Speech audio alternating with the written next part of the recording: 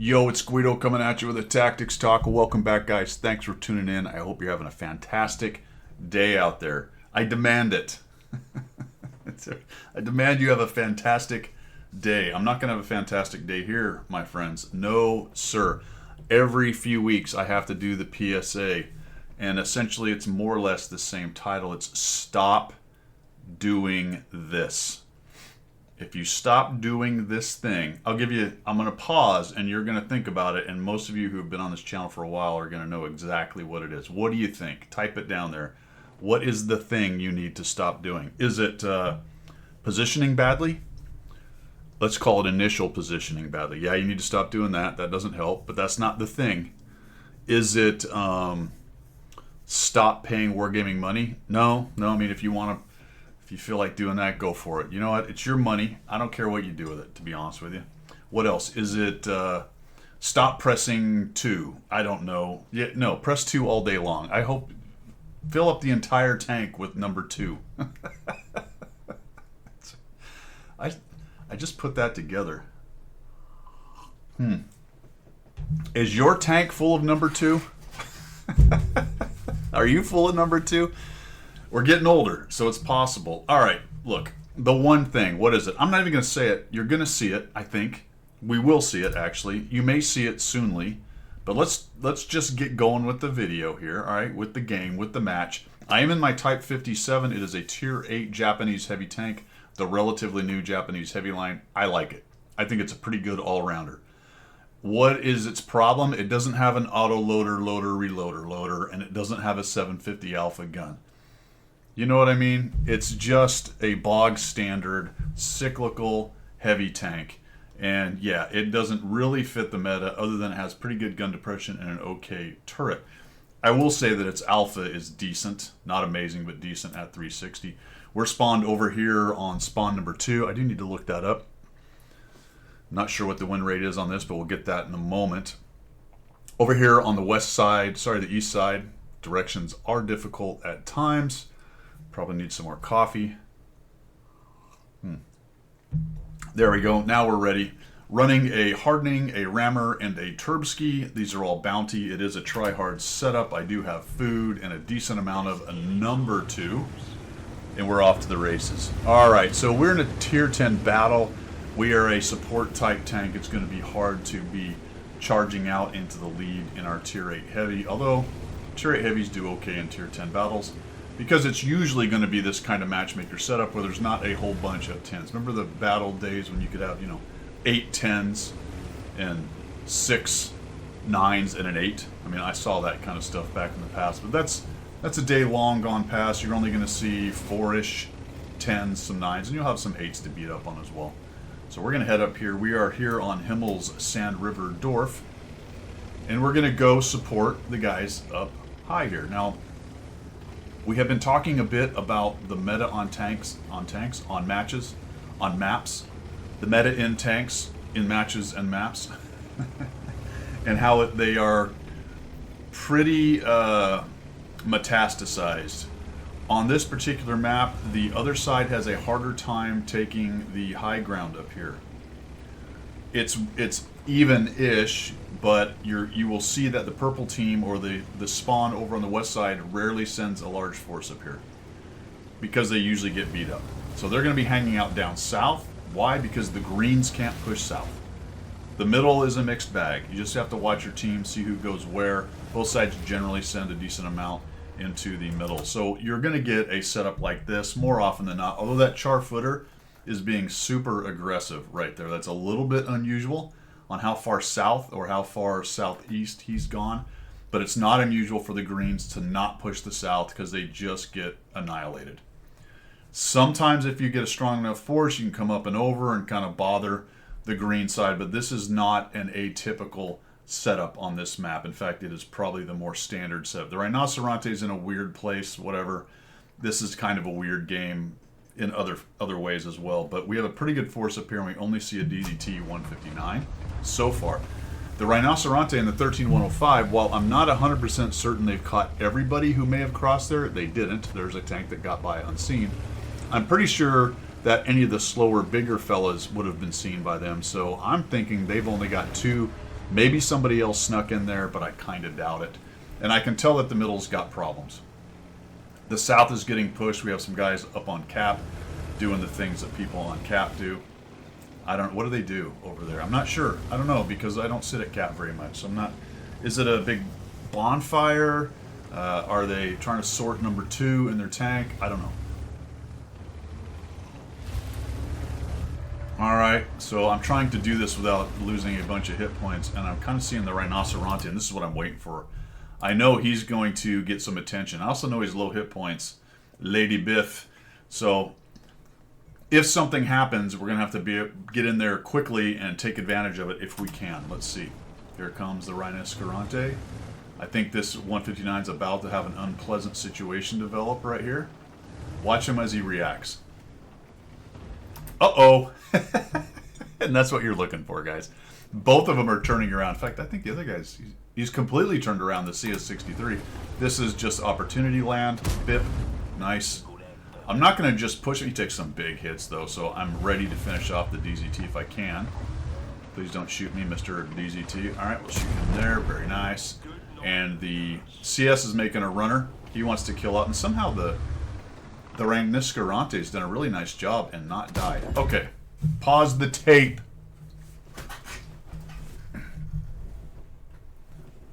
Disappeared over there.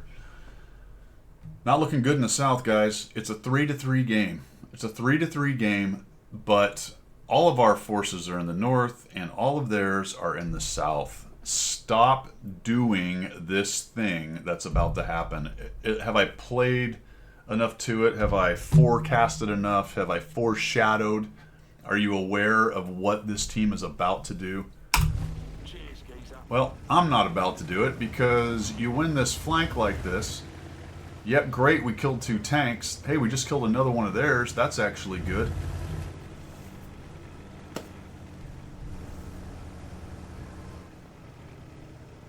And there they go. There they go.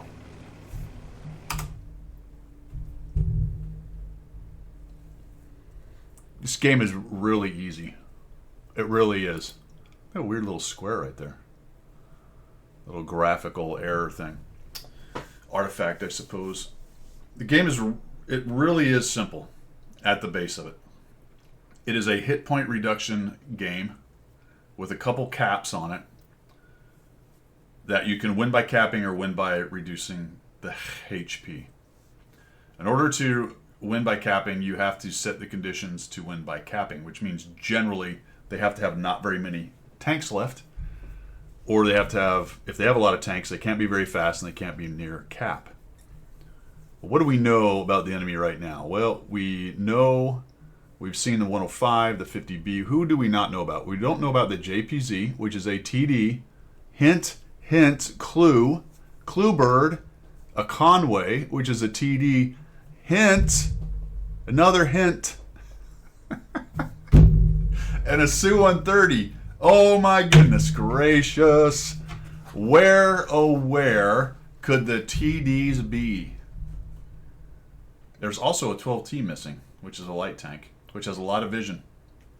A lot of vision. There's also a 13105, but he might as well be missing. He hasn't been seen for a while. I think that light was actually from the very beginning of the game. But let's pretend it was 2 seconds ago. He's fast. You know a 50B is fast too, right? A Char Footer is fast. A Leopard PTA, although the Leopard is seen down in the corner.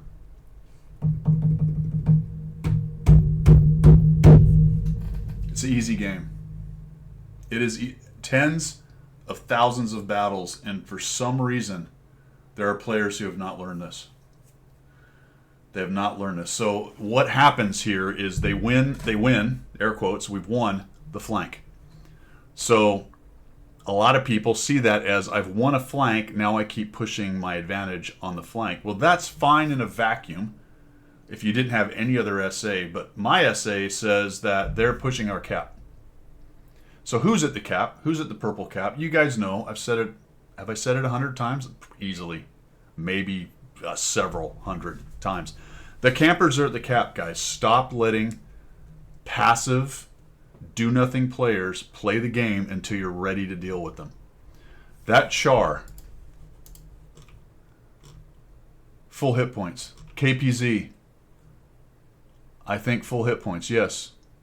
Look at all those guys, full hit points. 3 full hit point, very capable, very capable. A Char is a great tank. The FV4202, okay, it's a medium, but still, hold down. It has a gun, could use it. And the KPZ-50T, fantastic tank. 3 players pushing into, more than likely, and I don't remember how many were there, but they all die. We'll just go on. Into the enemy cap. What do they expect to accomplish with this? Do they think those 3 tanks can take the cap and cap out before the bulk of the enemy team cleans up the 1, 2, 3, 4, 5 tanks, one of them being an Arty and one of them being a light tank that are sitting at the cap? I mean, is that really the plan? Even if you look at it and say, wow, we won the flank, let's push the advantage, if such advantage exists, which I don't think it does. What's the plan? Past the idea that we won the flank and we're going to push to the cap, what exactly is the plan? I tell you this, my friends, over and over.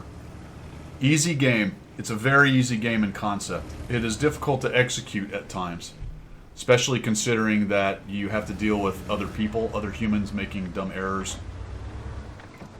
The vagaries of RNG and dispersion mechanics, all that good stuff. So that can be tricky, but the concept is really easy. There's the Conway. That's a... Color me absolutely surprised. I'm shocked. The Conway is there. JPZ might actually be AFK. You know what a fantastic thing about AFK tanks are, especially relatively highly armored ones? That, oh, he's moving. Never mind. I wonder if he just came to life, or if that's where he was. He might have seen him coming and was trying to back off.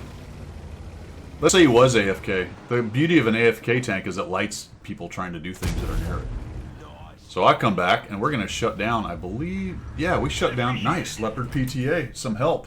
A little help from my friends, and we get rid of that guy. We get rid of him. We've lost our 4202, though. Oh! Another super surprise. The Su-130 is there.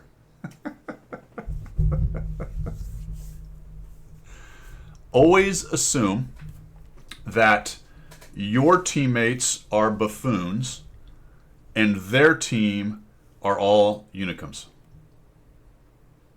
Assume your team are buffoons unless something they do has proven otherwise, and that their team are super unicums. So, back that up. You are now the purple TDs, and you see the north flank collapse. You see your team is pushing on their cap, but you saw a bunch of green globs up there in the northeast. And your only 2 tanks that went that way died. And the last thing you saw of that green glob was headed towards your cap. What do you suppose they're getting ready for? You think they're going to go, oh, wow, I think we really need to head down to the south and go help at the green cap over there, purple for them, the enemy cap, because we're winning. We're winning at that other. Let's go down there. My plan was to sit on cap all day and defend the cap. But all of a sudden, they're going to run away. No, they're going to sit. They're going to sit at their own cap, and they're going to wait for people to blunder into them and give up their HP for no reason. This is a classic example. This map is relatively easy to see. I've showed you a couple other maps that are very easy to see, but also too, and in addition to, with this particular map, because the meta has metastasized so much, this is very typical. You've seen it. I know you have. So don't do this. Stop doing it. It loses more games than anything. I absolutely guarantee it. There is no other thing that players do in close games like this that loses games more then continuing to push the enemy cap when it's not time, to push into camping players that aren't otherwise going to be able to use their guns, instead of coming back, dealing with the aggressive players, and then when you have the numbers and the map position, taking out the campers, because that's a lot of fun. That's probably one of the most enjoyable parts of this game for me, is had all of those guys come back, I really do think we clean up this cap pretty darn easily. With the KPZ, the Char, and the 4202, I believe a little support for the Rhinoceronte with some of those guys would have kept him alive. And if they push on cap, they just get obliterated. 100%. So the opposite of what's about to happen would happen to them instead of us. Easy. It's easy. It's an easy game. I'm going to show you another example. This battle's been going on. Clearly, we've spawned into the other side, so we're on the west side this time. We did not send very many to the north, and they took out, I think, a tank or two up there, and this is an example of the enemy team didn't send a lot to the north, and we won it. And now my team has pushed into them and are attempting to take on their cap. I have no problem with the 1375 trolling around over there, maybe even the Comet, which I believe is what that is over there. Yes.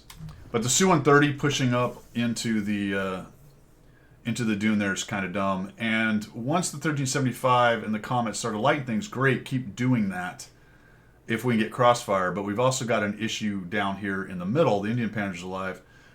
But we're actually in really good shape. For a while we had a bunch of campers up on the hill, and that's how we kind of tore up the Gonk and the BZ-58. So things are actually looking okay right here.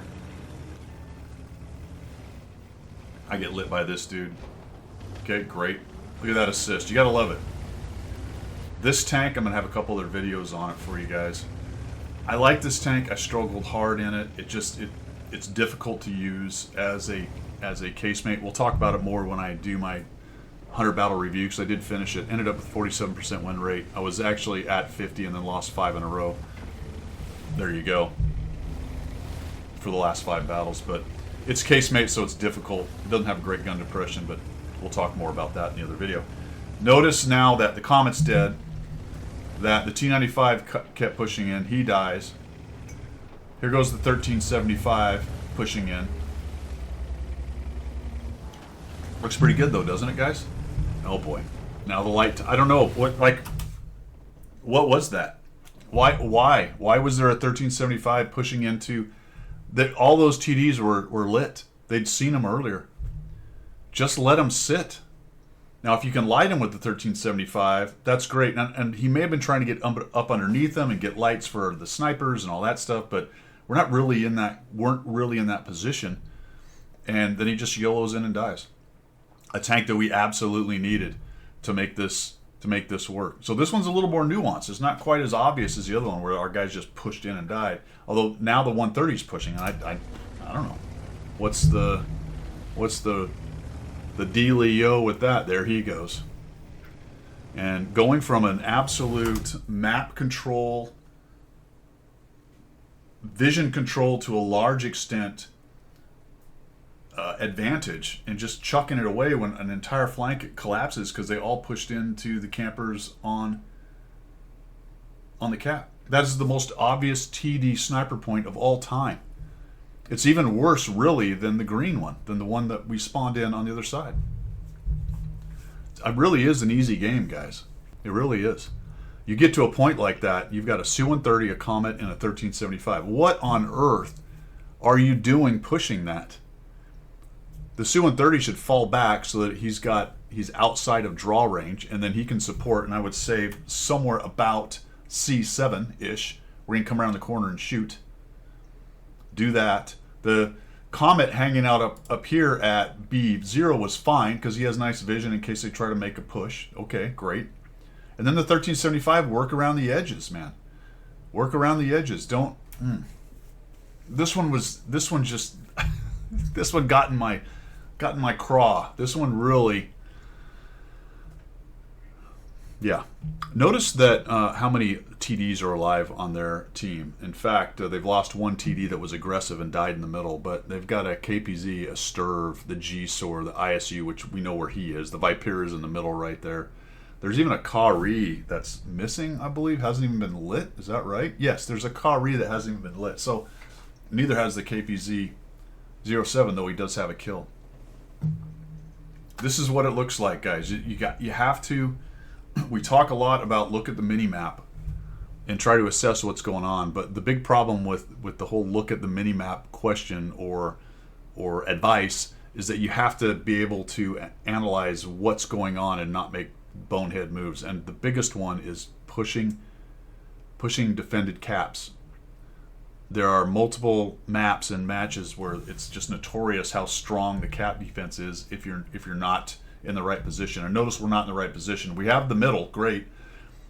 I'm on the south, would really like to have a little help here. If I get pushed too hard by a couple tanks, it's pretty much over for me. If we had no Vipera here, and I had taken the south and we were starting to move around them, now we can start lighting them from two directions, and then we have the middle to shoot. I mean, that's great, but that's not where we are.